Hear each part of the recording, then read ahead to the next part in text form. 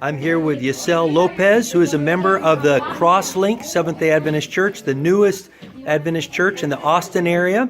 And when I was at Sabbath school today, you mentioned how you were tested in being faithful with tithe.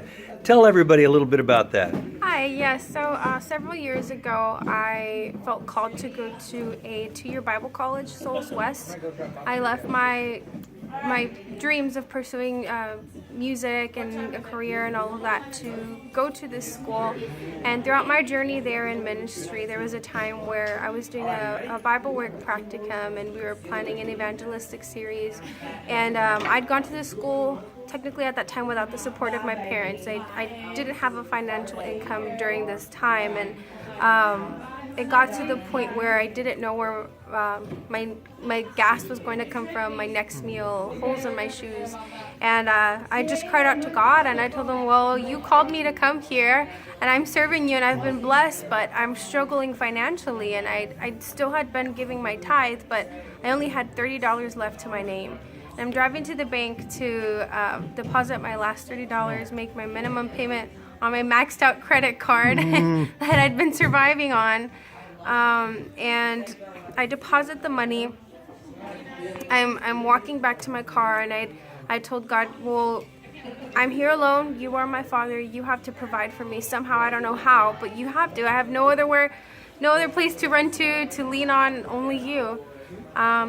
And I'm coming to my car, trying to open the door. My vehicle had already been struggling in different ways. The trunk was broken, the doors were struggling. And a lady comes up from behind me, and she's like, excuse me. And most of the time when people say, excuse me, when you're at your car, you know, they're probably gonna ask for some sort of help. I'm feeling terrible because I'm thinking I'm not gonna have anything to help this person with. I already feel bad. And as I turned around and looked at her, she asked me, is the withdrawing working on the ATM machine at the bank? And I said, I'm thinking, well, I have nothing to withdraw, only deposit. So I told her, well, I didn't use the withdrawing, I just deposited money, so I'm sorry. I'm trying to get back into my car quickly. She stops me, wait, just a second.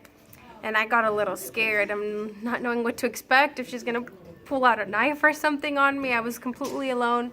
And she tells me, this is gonna sound really, really weird. She's cringing and jumping around. It's gonna sound really weird, but God told me to give you this. And she hands me a wad of cash, and she just runs away, doesn't give me a chance to talk to her, thank her. And at that moment, my knees felt weak. I collapsed into my car just in tears, and just thinking, you know, when the scriptures, when Jesus calls you out and says, oh, you have little faith, I thought that was me. I'm here, you know, serving God in ministry, and not realizing that He is truly the sustainer of all. No other effort of income, nothing can sustain you more than God, more than the Father. So that was just a big lesson for me. It made me realize that truly everything comes from God, and no matter what trials or tribulations have come my way, whether I'm struggling financially or my health, or you know, in serving God in ministry, sometimes different things come your way that can be discouraging, but it's just a constant reminder that God is always the provider, and I never doubt Him. I always give my tithe faithfully, because knowing, even though I'm uncertain of what's to come, God is always going to provide. And that's been a big encourager in my faith, and it definitely grew my faith. Thank you so much for sharing.